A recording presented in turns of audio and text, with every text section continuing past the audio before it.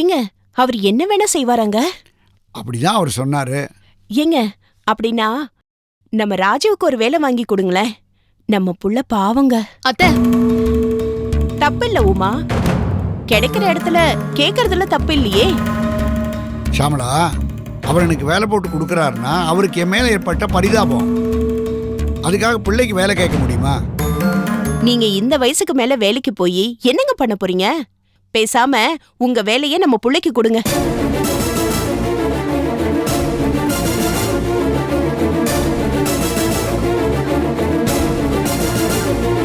நீ என் பொண்ணே கிடையாது, நீ திவாகரோட பொண்ணு.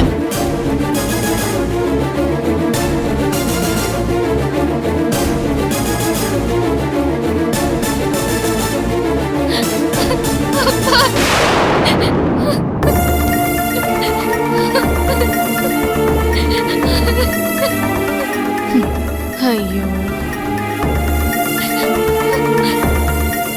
நான் உங்க பொண்ணு இல்லைன்னு எல்லாருமே சொல்லிட்டாங்கப்பா. இல்லப்பா, நான் கடவுள் சத்தியமா உங்க பொண்ணுதான்ப்பா. இத்தனை வருஷமா மறைச்சு வச்சிருந்த இந்த ரகசியம் உனக்கு தெரிஞ்சிடுச்சுன்னு உங்க அம்மா சொன்னா. இத்தனை வருஷத்துல ஒரு நாள் கூட இந்த விஷயத்த நீங்க என்கிட்ட சொன்னதே இல்லையப்பா. உன்னை என் பொண்ணு இல்லைன்னு நான் நினைச்சதே கிடையாதுமா. நான் திவாகர் அங்கிள போய் பார்த்தேன்ப்பா. நான் உனக்கு எப்பவுமே அங்கிள் தான், உன்னோட அப்பா அம்மா எப்பவும் ராகவனும் ஷாம்லா தான் அப்படின்னு அவரே சொல்லிட்டாருப்பா. யாரு சொன்னாலும் சொல்லாட்டாலும் நீ என் மகதாம்மா. அப்பா,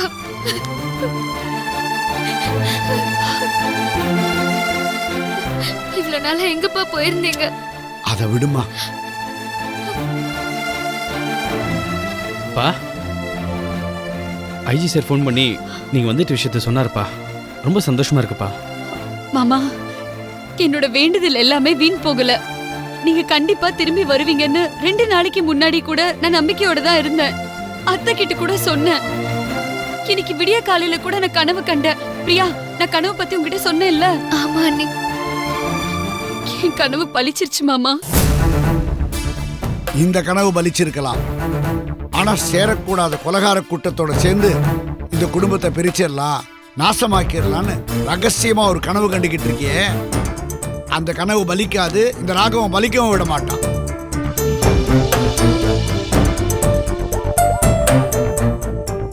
நானா இந்த குடும்பத்தை நாசம் பண்ணணும்னு கனவு காண்றேன்?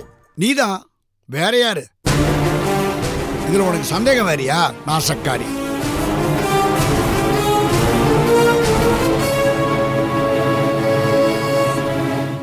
நான் நாசக்காரியா? ஆமா, இல்லைன்னா அந்த கொலகார கும்பலோட கூட்டு சேருவியா? நீ என் தங்கச்சி மகளே இல்ல. மாமா, அப்படி என்ன கூப்பிடாத. இங்கேருந்து முதல்ல நீ வெளியில போ. என்னப்பா இது? நான் கூட தான் கருணாகர மாமா கூட வேலை செய்யறேன். என்ன ஒன்றும் சொல்ல மாட்டீங்க? சொல்ல போனா இங்க இருக்கிற எல்லாரை விட ஸ்னேகா அந்த குடும்பத்து மேல அதிக பாசம் வச்சிருக்காப்பா. நீ வாய மூடுறா. இல்ல மாமா, நான் ஏன் முத்துலட்சுமி கிட்ட விளக்கங்கள் தேவையில்லை. உன் நடத்த சொல்லிடுச்சே, நீ எக்கேடு கெட்டு போ. நீ இந்த குடும்பத்துக்கு தேவையில்லை. என் முகத்துல முடிக்காது, போ. மாமா, போதும். பாசத்துக்காக யார்கிட்டயும் நீ பிச்சை எடுக்க தேவையில்ல. வா.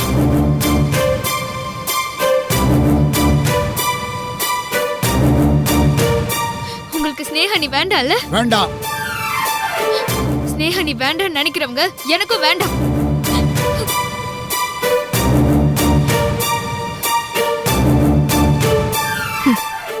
எல்லாம் ஸ்னேகாவோட ட்ரைனிங் மாமா. நீங்க இல்லாததை சாக்கா வச்சு நல்லா பிரியாவை பிரெயின் வாஷ் பண்ணிட்டான். நீங்களாவது இந்த வீட்டை விட்டு தான் தொலைஞ்சு போனீங்க. ஆனா பிரியா இந்த வீட்டுல இருந்துகிட்டே தொலைஞ்சு போயிட்டான். இனிமே உங்க சின்ன மக உங்க பேச்ச கேட்க மாட்டா. என்ன மாமா பண்ண போறீங்க? யோசிங்க. வா.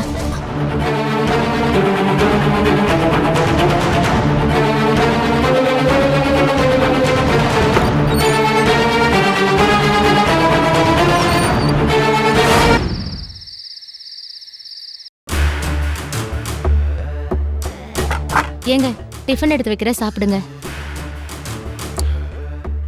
வேணாம் மீனா, ரொம்ப குற்ற உணர்வா இருக்கு. ராஜீவ நம்ம எப்படியெல்லாம் தப்பா நினைச்சிட்டோம். எனக்கும் வருத்தமா தாங்க இருக்கு. ஆனா நம்ம மேல என்னங்க தப்பு இருக்கு? இது அந்த கதிரோட சதின்னு நமக்கு எப்படிங்க தெரியும்?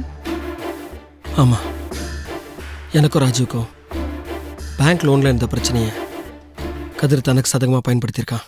ஆமாங்க, ராஜீவ் அண்ணன் கூட நான் உன் புருஷனை அடிக்கலன்னு சொல்லிக்கிட்டே தாங்க இருந்தாரு. நான் தான் முட்டாள்தனமா கோவப்பட்டு அவர் மேல போலீஸ் ஸ்டேஷன்ல கம்ப்ளைண்ட் கொடுக்கற அளவுக்கு நான் போயிட்டேன். பாவம் ராஜீவ் ஏற்கனவே லோன் கிடைக்காத மன உளைச்சல் இருந்தான். என் பங்குக்கு நான் அவனை ரொம்ப காயப்படுத்திட்டேன். என்னங்க பண்றது? நாம என்ன வேணும்னே வா அவர் மேல பழிய போட்டோம்? ஏதோ சந்தர்ப்ப சூழ்நிலை அப்படி அமைஞ்சு போச்சு. அதுக்கு நாம என்னங்க பண்றது? அப்படி இல்லை, ராஜு தப்பு பண்ணல நமக்கு தெரிஞ்சதுக்கு அப்புறமும் நம்ம சும்மா இருக்கக்கூடாது. ராஜு கிட்ட நான் உடனடியாக மன்னிப்பு கேட்கணும். ஆமாங்க, ஆனா இதுக்கெல்லாம் காரணமான அந்த உமாவையும் அவ அப்பாவையும் சும்மா விடக்கூடாதுங்க. என்னங்க பண்ணலாம் சொல்லுங்க. பிரச்சனையை மறுபடியும் வளர்த்துக்கிட்டே போகாத. என்னங்க நீங்க உங்களை கொலை செய்யற அளவுக்கு போயிருக்காங்க. அந்த உமாவுக்கும் அவ அப்பாவுக்கும் அப்படி என்னங்க நம்ம பாவம் பண்ணோம்? எதுக்குங்க அந்த கதிரை ஜெயில இருந்து வெளியே கொண்டு வரணும்? உங்களை ரவுடிங்களை வச்சு அடிக்கணும்? அந்த பழி ஏன் அண்ணன் மேல ஏன் போடணும்? இரு இப்படியெல்லாம் நடந்துச்சுன்னு அந்த ரவுடி தான் சொல்றான். ஆனா இதான் நடந்ததுன்னு நமக்கு எப்படி தெரியும்? என்னங்க இப்படி சொல்றீங்க? இந்த விஷயத்துல ஒரு சின்ன நெருடல் இருக்கு மீனா. ராஜு வந்து உமாவுடைய புருஷன். அவங்க 2 பேரும் ரொம்ப சந்தோஷமா குடும்பம் நடத்திட்டு இருக்காங்க. தான் சொந்த புருஷன் மேலேயே எதுக்கு பொண்டாட்டி பழிய போடணும்? சொல்லு மீனா. தெரியலைங்க. கஜேந்திரன் ஏன் தான் சொந்த மாப்பிள்ளை மேலேயே பழிய போட போறாரு? அப்படி பழி போடுறதுனால அவருடைய பொண்ணுடைய வாழ்க்கை பாதிக்கப்படுங்கிறது அவருக்கு தெரியாதா? அதானே. பின்ன இதுல வேற ஏதோ குழப்பம் இருக்கு. ஆமாங்க, குழப்பமா தான் இருக்குது. இது ஒருவேளை அவங்கள மீறி கதிர் தனிச்சையா செஞ்ச காரியம் நினைக்கிறேன். அப்ப கூட இடிக்குதுங்க. தன்னை ஜாமீன்ல வெளியே எடுத்தவரோட மருமக மேல கதிர் எப்படிங்க பழி போடுவான்? கரெக்ட், அதையும் யோசிக்கணும். என்ன நடந்ததுன்னு தெரியலங்க, ரொம்ப குழப்பமா இருக்கு. இந்த பிரச்சனைக்கெல்லாம் தீர்வு கதிர் மாட்டினாதான் கிடைக்கும். அவன் அப்படியே சொன்னாலும் உண்மையே தான் சொல்றான்னு நம்ம எப்படி நம்புறது? கரெக்ட். அதனால யார் என்ன அடிச்சான்ற விஷயத்தை இதோட விட்டுருவோம். ராஜீவ் நிரபராதி, நாம தான் அவனை தப்பா நினைச்சுக்கிட்டோம். இதுக்கு பிராய்ச்சியத்தை செய்யணும். நான் ராஜீவ் கிட்ட மன்னிப்பு கேட்கலான் இருக்கேன். அதான் நியாயம். நீங்க சொல்றதும் கரெக்ட் தாங்க. நானே கேக்குறேங்க, ஏன் அண்ணன் தானே. அவர்கிட்ட போய் மன்னிப்பு கேட்கறதுல எனக்கு என்னங்க கௌரவ குறைச்சல்? இல்லை மீனா, என்னால் அவனும் பாதிக்கப்பட்டிருக்கான். நீ மட்டும் இல்லை, நானும் அவன்கிட்ட மன்னிப்பு கேட்டாதான் எனக்கும் கொஞ்சம் மனசுக்கு ஆறுதலாக இருக்கும். போலாங்க. அப்பாவும் திரும்பி வந்துட்டாரு. அவரையும் போய் பார்த்துட்டு என்னன்னு விசாரிச்சுட்டு வந்துடலாம். சரி.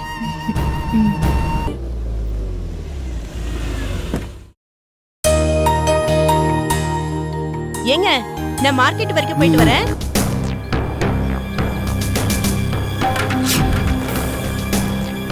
வாங்க சம்பந்தி. அப்பா, 2-3 கம்பெனியில் வேலைக்கு அப்ளை பண்ண இன்டர்வியூ வந்திருக்கு. என்னன்னு பார்த்துட்டு வந்துடும்பா. கண்டிப்பா வேலை கிடைக்கும். என்ன ஆசீர்வாதம் பண்ணுங்க. All the பெஸ்ட்பா. டே உன் மாமனார் வந்திருக்காருடா. அந்த ஆளு எங்கே வந்தான்? ஏங்க, நம்ம சம்பந்தி வந்திருக்காருங்க.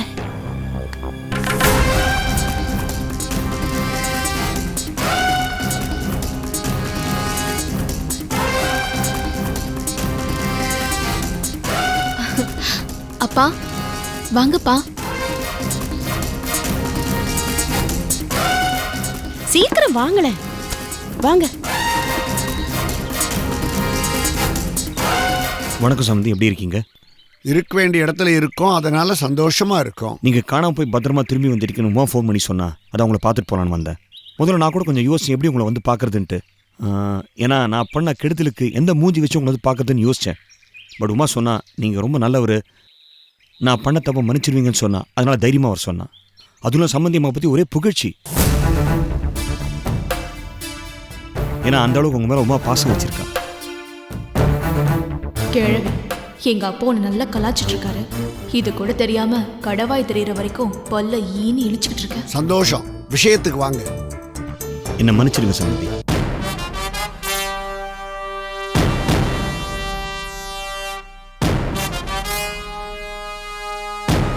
எத்தனை வருஷம் இந்த ராஜீவ் குடும்பத்தை விட்டு பிரித்து வச்சிருந்தேன். மாப்பிள்ளை இந்த குடும்பத்தோடு சேரவணம் பண்ணிக்கிட்டு இருந்தேன். ஏன் சுயநலத்துக்காக இந்த குடும்பத்துக்கு ஏகப்பட்ட குழப்பத்தை உண்டாக்கியிருக்கேன். ஆனால் எதுவுமே நீ மனசில் வச்சுக்காம என் பொண்ணை சந்தோஷமாக வச்சுருக்கீங்க. என் பணத்தால் கொடுக்க முடியாத சந்தோஷத்தை உங்கள் அன்பும் ஆதரவுனால தான் இவ்வளோ நடந்திருக்கு. பணம் பெருசு இல்லை, பாசம்தான் பெருசுன்னு இப்போ புரிஞ்சுக்கிட்டேன். நீங்கள் காணாம போன கொஞ்ச நாளில் இந்த குடும்பத்தில் எக்கச்சக்க குழப்பத்தை உண்டாக்கி என் பொண்ணை பிரித்து கூட்டு போகலான்னு நினச்சேன். எவ்வளோ முயற்சி பண்ணேன். ஆனால் மாப்பிள்ளையும் பொண்ணும் இருந்தா இந்த குடும்பத்தில் தான் இருப்போன்னு பிடிவாதமாக சொல்லிட்டாங்க. என் பொண்ணு வரவே மாட்டேன்னு சொல்லிட்டா. அப்போதான் பாசத்தோட வலிமை என்னன்னு எனக்கு புரிஞ்சுது. நான் திரும்பி வந்திருக்கேன் சம்பந்தி. உங்ககிட்ட மன்னிப்பு கேட்க வந்திருக்கேன். உள்ள வாங்க சம்பந்தி. உள்ள வரத்து எனக்கு தகுதி இல்லை. இது கோவில். நான் இதை அசுத்தப்படுத்த விரும்பல. அப்படிலாம் சொல்லாதீங்க சம்பந்தி. உள்ள வாங்க. மன்னிப்பு கேட்டதுக்கு அப்புறம் மன்னிக்க தெரியாத மனுஷனே கிடையாது. உள்ள வாங்க சம்பந்தி. அப்பா. ராஜீவ். சரிப்பா. மாமனாரை உள்ள கூப்பிடு. கூப்பிடு. உள்ள வாங்க.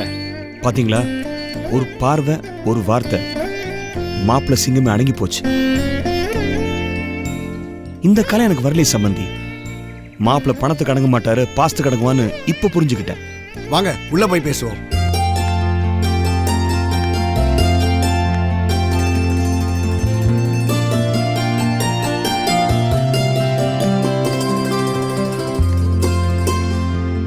இது என்ன கதையில புது ட்விஸ்ட்? என்னை நடுரோட்டில் வச்சு அவமானப்படுத்திட்டு எனக்கு எந்த வேலையும் கிடைக்கக்கூடாதுன்னு சாபத்தையும் விட்டுட்டு இப்போ என்னமோ நல்லவனாட்டம் நடிக்கிறான். அப்பாவும் உள்ள வாங்கன்னு கூட்டிட்டு போயிட்டாரு. ஜாகிரதையா இருக்கலாம். அம்மா அப்பா காஃபி வேணும். சரி மாமா. அம்மா கொஞ்சம் இரு. நான் ரொம்ப நேரம் எடுத்துக்க விரும்பல. நம்ம ஒன்றுக்குள்ள ஒன்றாயிட்டோம். ஒரு சின்ன ரிக்வெஸ்ட்டு. சொல்லுங்க சம்பந்தி. என்னன்னு சொல்றது, என் சொத்து ஆஸ்தி எல்லாமே உமக்கு தான். அதை இப்போ முறைப்படி பார்த்துக்கிறதுக்கும் பர்டிகுலர்லி என்னோட ஐடி கம்பெனி பார்த்துக்கிறதுக்கும் நல்ல ஆள் தேடிக்கிட்டு இருக்கேன். அதையே என்கிட்ட சொல்றீங்க? மாப்பிள்ளையோட ஜேஎம்டி போஸ்டிங் அப்படின்னு காலியாக தான் இருக்கு. அவரை சார்ஜ் எடுத்துக்கிட்டாருன்னா நான் கொஞ்சம் ரிலாக்ஸ் பண்ணி ரெஸ்ட் எடுத்துப்பேன். அதான் நான் பார்த்தேன். என்னடா சும்மா ஒருத்தர் வந்து கூழ கும்பிடு போட்டு தன்னடக்கத்தோட பேசுறாரு. இதுக்கு தான் இந்த ட்ராமா இல்லாமா? ட்ராமா இல்லை மாப்பிள்ள. நான் எப்பவுமே உங்களை தப்பாக நினச்சது கிடையாது. நீங்கள் தான் நான் சரியாக புரிஞ்சிக்காம வேலையை விட்டு போயிட்டீங்க. அதான் இப்போ வந்து மன்னிப்பு கேட்டேன். அப்பா மன்னிச்சிட்டாரு. அப்புறம் இன்னும் ஏன் தப்பாக புரிஞ்சிட்டு இருக்கீங்க? சம்பந்தி நீங்களே சொல்லுங்க. எனக்கு இருக்குது ஒரே மாப்பிள்ள. அவருக்கு நான் கெடுதல் நினைப்பேனா? வேணாம்பா, இவரை நம்ப முடியாது. முடியாதுன்னு சொல்லிடுங்க.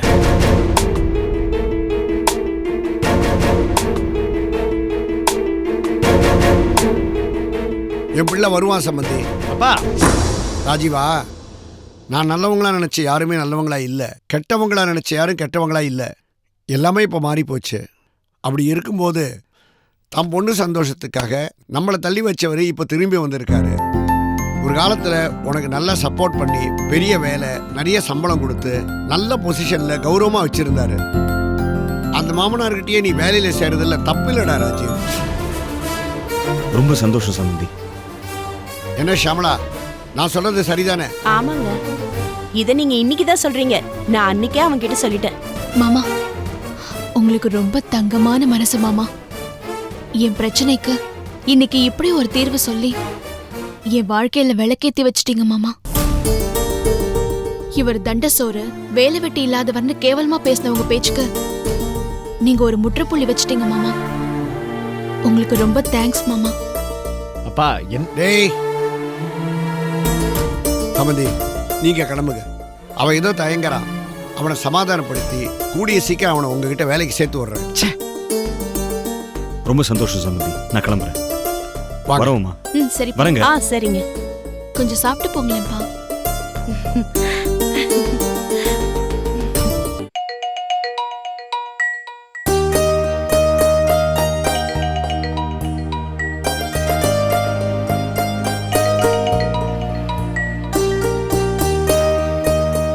ஹலோ, நான் எக்ஸ் மினிஸ்டர் பேசுறேம்மா. டாக்டர் இருக்காரா? இதோ ஒரு நிமிஷம் சார், அண்ணன் கிட்ட தரேன். அண்ணே, அண்ணே, அண்ணே உனக்கு போன் வந்துட்டேன். யாருமா? மினிஸ்டர் பேசுறாரு. ஓ சார், வணக்கம் சார். வணக்கம் டாக்டர், எப்படி இருக்கீங்க? நான் உங்கள் வீட்டுக்கு வந்தப்ப அந்த பொண்ணு யாருன்னு கேட்டேன். நீங்கள் எதுவும் சொல்லலை. ஏதோ சொந்தம்னு சொன்னீங்க. ஆனால் ரொம்ப நெருங்கின சொந்தம் போல இருக்க. இல்லை சார், உங்ககிட்ட மறைச்சது தப்பு தான். எல்லா பிரச்சனையும் உங்ககிட்ட சொல்கிறதுக்கு எனக்கு கொஞ்சம் சங்கடமாக இருந்துச்சு. இப்போ செய்தி காத்து வாக்கில் என் காதுக்கு வந்துடுச்சு. நீங்கள் என்னைய தள்ளி வைக்கலாம் டாக்டர். ஆனால் உங்களுக்கு ஒரு பிரச்சனைனா நீங்கள் சொல்லாமலே ஆளாக வந்து நிற்பேன் டாக்டர்.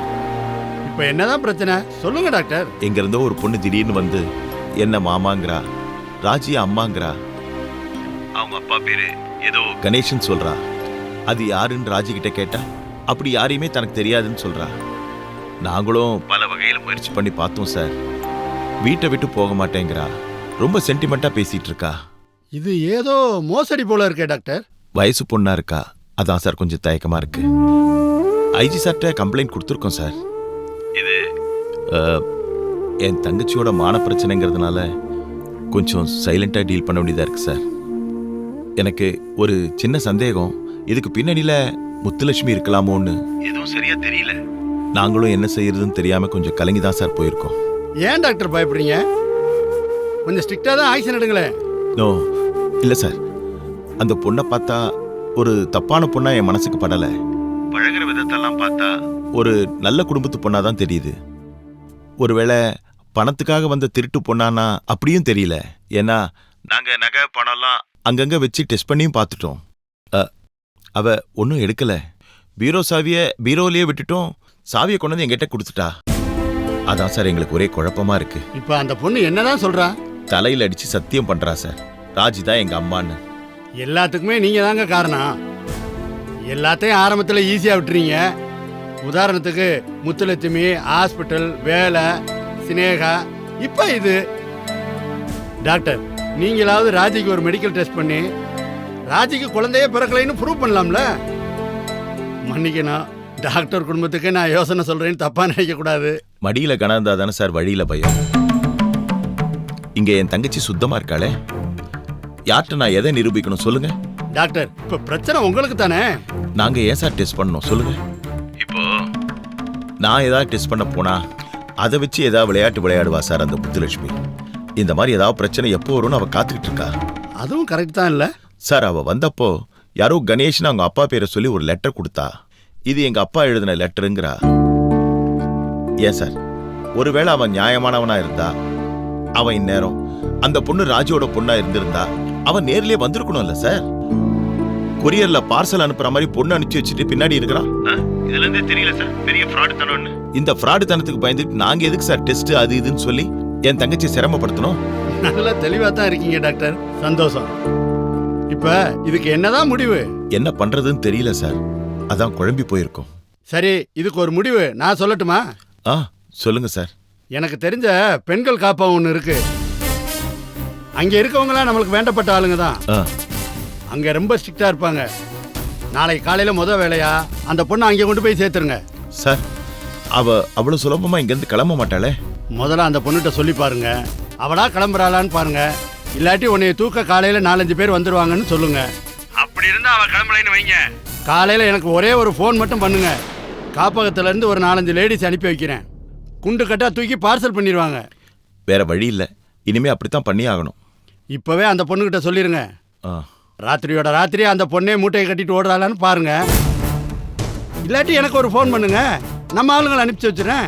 சரி சார். காப்பகத்தோட டீடைல்ஸு நம்ம பிஏ ஃபோன் பண்ணி உங்களுக்கு எல்லாம் கொடுத்துருவாரு. சரி சார், நாளைக்கு காலையில் நான் உங்களுக்கு ஃபோன் பண்ணுறேன். சரி, ஓகே ஓகே ஓகே. தேங்க்யூ. என்னென்ன மினிஸ்டர் சொன்னாரு? அதாம்மா, அந்த சுஷ்மா பொண்ணை அவர் ஏதோ ஒரு ஹாஸ்டல் சொல்கிறாரு, அங்கே சேர்த்து விட்டலான்னு சொல்கிறாரு. ஒருவேளை அவள் வர்றதுக்கு முரண்டு பிடிச்சா ஆளுங்களை வச்சு தூக்கிட்டு போய் நானே சேர்த்து விட்டுறேன்னு சொல்கிறாரு. அப்பாடா, எல்லாத்தையும் கேட்டுட்டு தான் மாமா இருந்தேன்.